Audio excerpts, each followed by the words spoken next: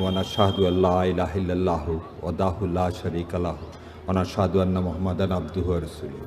আসসালামু আলাইকুম ওয়া রাহমাতুল্লাহি ওয়া বারাকাতুহু। অনেকক্ষণ ধরে অনেক বক্তব্য শুনছেন, খুব ক্লান্ত মনে হচ্ছে, তাই না?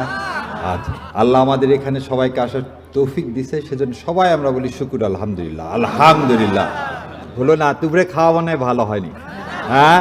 তাহলে আলহামদুলিল্লাহ তো আসতে কেন? আলহামদুলিল্লাহ আরো জোরে হতে হবে, তাই না? আলহামদুলিল্লাহ। হ্যাঁ, এইবারে সংখ্যা দিয়ে ইসলামের বিজয় হয় না। আমার ভাই বললেন একটু আগে যে জোহরের নামাজ অনেকে মাটিতে পড়ছে। বদরের যুদ্ধে 300 কতজন সৈন্য ছিল? 313। আর অপর দিকে কতজন সৈন্য ছিল? 1000। তা আল্লাহ সুবহানাহু ওয়া তাআলা কি করছে? বিজয় দান করছেন। তাহলে 313কে যদি বিজয় দান করতে পারেন, আমরা এখানে যে কয়জন আছে আল্লাহ যদি কবুল করেন, তাহলে আমাদের বিজয় কি খুব দূরে না কাছে? কাছে, আলহামদুলিল্লাহ। আমরা এখানে, আমি আপনাদের সাথে গল্প করতে আসছি। আমার কোনোদিনই সুযোগ হয়নি আত্রায়ের, আমার দাদার বাড়ি, আমাদের বাড়ি, কিন্তু কোনোদিন আত্রায়ের মানুষের সাথে কথা বলার সুযোগ হয়নি। আল্লাহ সুযোগ দিয়েছে, এই জন্য আল্লাহর কাছে শুকরিয়া আদায় করতেছি। একটা জিনিস মনে রাখেন, হায়াতের মালিক কে? রিজিকের মালিক কে? মৌতের মালিক কে? যদি এই সব কিছুর মালিক আল্লাহ হয়, তাহলে এই আল্লাহ ছাড়া আর কারো কি ইবাদত করা যাবে? ইবাদত করা যদি না যায়, তাহলে রাজনীতি করা যাবে? রাজনীতি করা না গেলে রাজনীতি করতেছেন যে, নামাজ পড়তেছেন, হজ করতেছেন, আবার জামাত ইসলাম করতেছেন না কেন? জামাত ইসলাম বলতে ইসলামী রাষ্ট্র কায়েম করতে হবে। তাহলে আপনি মুসলমান না, দাবি করেন না মুসলমান হিসাবে, তাহলে জামাত ইসলাম করেন না কেন? আল্লাহ সুবহানাহু ওয়া তাআলা বলতেছে মুসলমানদের মধ্যে 72 কাতার হবে। কত কাতার হবে? 72 কাতার। কয় কাতার জান্নাতে যাবে? তা আপনি জান্নাতে যেতে চাই না? তাহলে আমরা ওই এক কাতারের সাথী হতে চাই কি চাই না? তাহলে আমাদের সংখ্যায় আমাদের ইসলাম কায়েমের কাজ না। নবী করিম সাল্লাল্লাহু আলাইহি ওয়াসাল্লামের প্রথম 10 বছরে 113 জন লোক মুসলমান হয়েছিল। পরের 13 বছরে ইসলাম কায়েম হলো। তাহলে ইসলাম কায়েম কি আমার আপনার হাতে না আল্লাহর হাতে? ইসলাম কায়েম কি টাকা পয়সাতে হবে? তার একটা প্রমাণ দেখেন। আমি যেহেতু এই আত্রায়ের লোক, আমি অনেক কিছু জানি, সেজন্য বলে দিচ্ছি। এই যে মোল্লা, এই কলেজের নাম কি? এই মোল্লারা এখানে অনেক অর্থবিত্তের মালিক ছিল না? আজকে তারা আছে সেই জায়গায়। তার মানে আল্লাহ হচ্ছে সব রিজিকের মালিক, আল্লাহ হচ্ছে বরকতের মালিক, টাকা পয়সার মালিক কে? আল্লাহ। তাহলে আমরা অনেকেই চিন্তা করি কি, ছেলে মেয়ের জন্য একটু বাড়ি করে দেওয়া লাগবে না, ছেলে মেয়ের জন্য একটু টাকা পয়সা রেখে যায়, ছেলেপেলের রাজনীতি করতে হবে, তাই কি হয়? তাহলে তো এই মোল্লারাই সারা জীবন থেকে যেত, মহাদেগির চৌধুরীরা সারা জীবন থেকে যেত, থাকতে পারছে কি? এবার দ্বিতীয় জিনিস বলি, আপনারা যারা জানেন কি জানেন না, শয়তানের কাজ হচ্ছে সবসময় ওয়াসওয়াসা দেওয়া। শয়তানের কাজ কি? ওয়াসওয়াসা দেওয়া। কিরকম? যখন নামাজে দাঁড়াবেন, দুনিয়ার সমস্ত চিন্তা কিন্তু তখন এসে দাঁড়াবে। নামাজে যখন দাঁড়ালাম, তার আগে ওযু করা পর্যন্ত কোনো চিন্তা নাই, যেই নামাজে দাঁড়ালাম। এবং এমনও কাজ হয় যে কয় রাকাত পড়ছে এটাও ভুলে গেছে। এই জন্য আল্লাহ সুবহানাহু ওয়া তাআলা আবার করে দিলেন যে আমার বান্দাই ভুল করবে, এই জন্য সহজ সেজদার ব্যবস্থা করে দিচ্ছেন। কিসের ব্যবস্থা করে দিচ্ছেন? সহজ সেজদার ব্যবস্থা করে দিচ্ছেন। তা আল্লাহ আমাকে আপনাকে তৈরি করছে একটা কারণে। কি কারণে? এই দুনিয়ায় ঘোরাফেরা করার জন্যে? এখানে এসে যে বিরিয়ানি খাওয়ালাম, বিরিয়ানি খাওয়ার জন্যে না। আমি আপনি সবাই ওই জন্য কি হয়েছে, যখন জন্মগ্রহণ করেন তখন আপনার কানে কি দেওয়া হয়? আজান দেওয়া হয় না, একামত দেওয়া হয়। কি জাননি আজান না একামত দেওয়া হয়। কেন একামত দেওয়া হয়? জানাজার নামাজে কোনো একামত নাই। আবার চিন্তা করে দেখেন, জানাজার নামাজে কিন্তু কোনো একামত নাই। ঈদের নামাজ, জুমার নামাজ, সমস্ত 5 ওয়াক্ত নামাজ সবগুলো কিন্তু কি আছে? একামত আছে। আছে না? একামতে কি বলে? হাই আলাস সালার পরে গেল কাতকামতিস সালা, ইমামের পিছনে দাঁড়ান।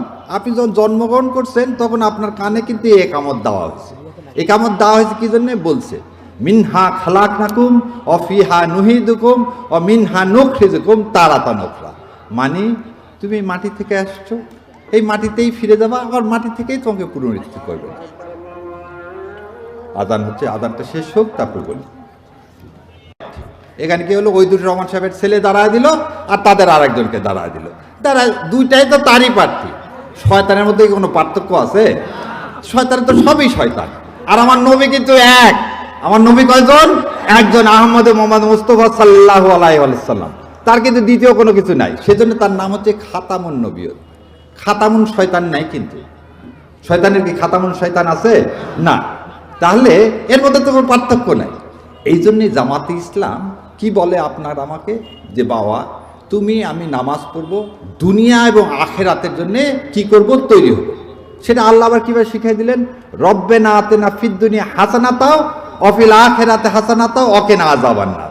আল্লাহ বলছে তুমি দুনিয়াতে চাও এবং কি চাও, দুনিয়াতে এমন ভাবে চলো যাতে আখেরাতে ভালো থাকতে পারো। সে আখেরাতটা কোথায়? কবর না। আমার আপনার কবর কোথায় দেওয়া হয়? একটা খেজুর গাছের কোনায়, যেখানে পরে অনেক গাছগাছালি হয়ে যায়। কয়জন যায় দোয়া করতে? তেমনভাবে দুনিয়ায় চলতে হবে যাতে ওই কবরে গেলে আমার কবরটা কি হয়ে যায়, কবরে রওশন হয়ে যায়, মানে কি আলোকিত হয়ে যায়, ওই কবরের সাথে বেহেশতের একটা সংযোগ হয়ে যায়।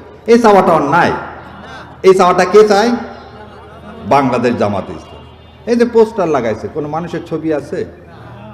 জামাতে ইসলাম একমাত্র কাকে ভাটে দেখেন, আমাদের মুসলমান তার প্রথম প্রমাণ কি, লা ইলাহা ইল্লাল্লাহ। লা মানে কি? নাই। বলেনি আল্লাহ আছে, বলতে আল্লাহ ছাড়া আর কোনো উপাস্য নাই। এই যে বললো আল্লাহ ছাড়া আর কোনো উপাস্য নাই, আমরা করি ইবাদত কার? আল্লাহর উপরে। মারা তো যেতেই হবে, সেটা হার্ট অ্যাটাকে হোক, আর ট্রেনের নিচে পড়ে যায় হোক, আর গাড়ি অ্যাক্সিডেন্টে হোক, মৃত্যু তো হবে। কোনো কারণ না থাকলে কি হলো, হার্ট ফেলেছে। তাহলে মৃত্যু ওই যে বললাম কানের কাছে বলে দিচ্ছে কি চলে যেতে হবে। আর কেউ মারা গেলে কি বলে, ইন্না লিল্লাহি ওয়া ইন্না ইলাইহি রাজিউন। এটা কোন সূরা? সূরা বাকারা। তো এটা কেন বলা? আমাকে আপনাকে স্মরণ করে দিচ্ছে, ওই যে ভাইরা সবাই ভোট চাইলেন, আমরা ভোটের জন্য আসিনি এই পৃথিবীতে কি জন্য আসছি? কোরআনকে কি করতে? প্রতিষ্ঠিত করতে। ওই জন্য বলা হয় জামাত ইসলামের আবার একটা স্লোগান আছে, কোরআনের আলো ঘরে ঘরে জালো। এটা কি চাওয়ার নাই? এটাই তো মুমিনের চাওয়া উচিত। মুমিনের কি এটাই চাওয়া উচিত কি উচিত না? সেই জন্যে কোরআন শরীফের দ্বিতীয় সূরার নাম কি? সূরা বাকারা। বাকারার দেখেন আলিফ লাম মিমের পরে কি বলছে, জালিকাল কিতাবু লা রাইবা ফি হুদাল লিল মুত্তাকিন। এই কোরআনে কোনো সন্দেহ নাই। আমরা কি বলতেছি, কোরআনের আলো ঘরে ঘরে জালো। আর কোন দল বলছে বাংলাদেশের? কোরআন কি বলছে, বিধর্মীরা সবচেয়ে তাদেরকে সেফ রাখা হবে কোথায়? ইসলামী রাষ্ট্রে। তে আর কি বলছে, জাকাত দেওয়া হবে কাকে? যে জাকাতের প্রাপ্য। সর্বহারার তো চিঠি দেওয়ার দরকার নাই, কাপনে পাঠানোর দরকার আছে? গরিব ধনী সমান হবে কোথায়? এই কোরআনে বলা আছে। জাকাত দিবেন, জাকাত সুন্দর মতো যে জাকাত হকদার তাকে দেওয়া হবে।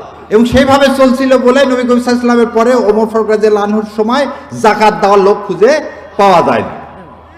তা আমি আপনাদের এখানে সবসময় চেষ্টা করা হয় আমাদের এই আত্রাইতে যাতে আমরা আল্লাহ আমাদেরকে সবচেয়ে বেশি এখান থেকে জান্নাতবাসী হিসেবে কবুল করে।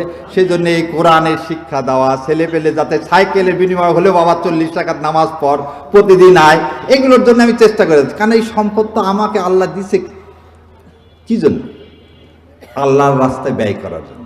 সম্পদ রেখে গেলে আমার ছেলে পেলের জন্য রেখে যাব, আমার ছেলে পেলে যে মানুষ হবে তার কোনো গ্যারান্টি আছে? আল্লাহ মানুষ না করলে। তাহলে সম্পদ দিয়ে, ওই জন্য আল্লাহ বলছে সম্পদ দিয়েও তোমাকে জিহাদ করতে হবে, শক্তি দিয়ে জিহাদ করতে হবে, নফস দিয়ে জিহাদ করতে হবে। এই সব কিছু। এই যে কয়জন আপনারা বসছেন, আল্লাহর ইচ্ছা হয়েছে বলে তো আপনারা বসছেন, আপনারাও তো চলে যেতে পারতেন। আপনাদেরকে কি এখানে বলছি আর কোনো খাবার আছে? না। তাহলে এখন আপনি বসে আছেন কি খালি আল্লাহর সন্তুষ্টির জন্য, আর কোনো কারো সন্তুষ্টির জন্য না। আমি আপনাদের সামনেও আসছি খালি আল্লাহর সন্তুষ্টির জন্য, অন্য কোনো সন্তুষ্টির জন্য এখানে আসিনি। এই যে আমি ঢাকার থেকে এতক্ষণ না আসলে কি হতো, আমার 1 ঘন্টা, ওই যে উনি জানেন, 1 ঘন্টা পরামর্শ ফি 50,000 টাকা। আমার সাথে কেউ যদি অ্যাপয়েন্টমেন্ট নেয় 1 ঘন্টা এবং 50,000 টাকা দিলে কথা বলবো, না হলে না। আপনাদের এখানে আসা কিন্তু আমার পয়সা উল্টা খরচ হচ্ছে। তার মানে আমরা যেখানে আল্লাহ আছে, আল্লাহ সন্তুষ্ট হয়, সেখানে আমরা কি করি? সেখানে আল্লাহর কাছে আমরা জান মাল সব কিছু সমর্পণ করি। এই যে আমার পুলিশ ভাইরা দূরে বসে আছে, ওনারা যদি বুঝতো যে আল্লাহ তাদেরকে কি জন্য এই দুনিয়ায় পাঠাইছে, তাহলে ছাত্র শিবির জামাত ইসলাম বলেই গত 15 বছরে এই অত্যাচার করতে পারতো না। এই অত্যাচারের ফলটা কি হলো? আজকে কি হলো? তারা আজকে পুলিশ পরিচয় দিতেই কি পাচ্ছে? আমাদের পুলিশটা কি খারাপ? না, পুলিশ তো একটা বাহিনী। দেখেন আল্লাহ কি বলছে, আল্লাহ হচ্ছে সবচেয়ে বড় পরিকল্পনাকারী। শেখ হাসিনা পরিকল্পনা করে সেনাবাহিনী ধ্বংস করতে চাইল, কোথায়? 57 জন আর্মি অফিসার দিয়ে। এবং ইন্ডিয়া বলল তোমার আর্মি রাখার কোনো দরকার নেই, আমি তোমার নিরাপত্তা দেব। আরে নিরাপত্তা দেওয়ার মালিক আল্লাহ, ইন্ডিয়া কি নিরাপত্তা দিবে? 10 দিনের ঠেলায় 10 দিন লক্ষ লক্ষ লোক মারা যায়নি, হাজার হাজার লোক মারা গেছে, লক্ষ লক্ষ মারা যায়। ওরা বলছে লক্ষ লক্ষ লক্ষ লক্ষ না, দেশ ছাড়া পালাতে। আমাদের অফিস বন্ধ করে দিয়েছিল, জামাত ইসলাম অফিস বন্ধ করে দিয়েছিল তো পুলিশ দেয়।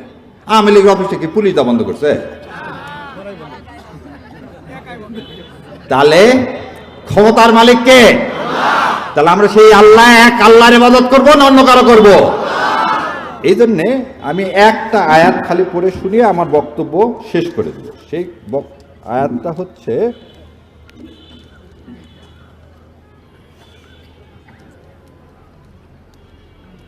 ইয়া আইয়ুহাল্লাযীনা আমানু আত্তাকুল্লাহা হাক্কা তুকাতি ওয়ালা তামুতুন্না ইল্লা আনতুম মুসলিমুন। আল্লাহ সুবহানাহু ওয়া তাআলা বলছে আল্লাহকে ভয় করো সেইভাবে যেভাবে তোমার ভয় করা উচিত। তার মানে কি? রোজা রাখেন না, আত্রাই নদীতে ডুব দিয়ে এক ঢোক পানি খান, কেন ভয় খান না? আল্লাহ দেখতে পাচ্ছে।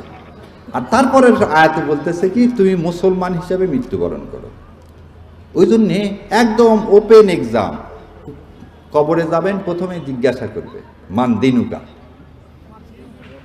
বললো আমি আওয়ামী লীগ করে আসছি, এমপি ছিলাম, শুনবে?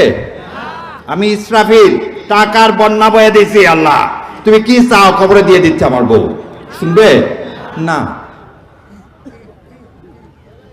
কি আমি বিএনপি করে আসছি, ওই বালুর কন্ট্রাক্টটা নিয়েছিলাম, অমুক লোকে দিছি, শুনবে আল্লাহ? আর যদি আমি বলি আল্লাহ তোমার দিন কায়েমের জন্য আমি চেষ্টা করে গেছি, তুমি ওই উসিলায় আমাদেরকে মাফ করে দাও, আমাকে জান্নাতবাসী করো, তাহলে সেটাই উত্তম উত্তর না আগের দুটো উত্তম উত্তর? তারপরে কি বলছে? মান রব্বুকা, আপনি যদি আল্লাহকে ভালোবাসেন, আল্লাহ বলছে আমি তোমাকে ভালোবাসবো এবং তোমার সমস্ত বাধা বিপদ সব কিছু আমি আসান করে দেব। সূরা বাকারার শেষ আয়াতে কি বলতেছে? আমি তোমার উপর ওই পর্যন্ত ভার দিব না যে ভার তুমি পালন করতে পারবা না। তাহলে এর চেয়ে ভালো আপনি আপনার সন্তানকে ভালোবাসেন, কারণ আপনি জন্ম দিয়েছেন, আর আল্লাহ আমাকে সৃষ্টি করছে, তাহলে আল্লাহ কত ভালোবাসে। তো অনেকে বলে না বদনসিব বাবা, ছেলে পেলে দেখে না।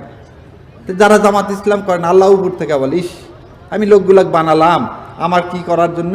আমার ইবাদত করার জন্য, যাতে দিন কায়েম হয়। এরা কেউ শুনলো না, এরা সব কি হয়েছে? ওই নৌকার চড়ে ডোবার জন্য রেডি হয়ে গেছে। তাহলে হবে না।